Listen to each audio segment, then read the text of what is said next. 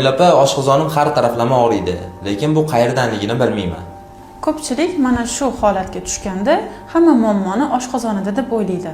Lekin bu aslida xato. Aslida ovqat hazm qilish sistemasida aynan shu og'riqlar qorinni ko'plab sohalarda kuzatilsa, bu qorinning qolgan organlarida ham muammo borligini bildiradi. Masalan, o't qopida dimlanish, jigar ichi o't yo'llarida dimlanish, jigarni yog' bosish kasalliklari, oshqozon osti bezi yog' bosish kasalliklari, ingichka va yo'g'onchaklardagi turli-tuman disbakterioz holatlar, Helicobacter pylorini borligi va shunga o'xshash kasalliklar qorinning turli sohalarida og'riq chaqirishi mumkin. Bu holatda siz nima qilishingiz kerak?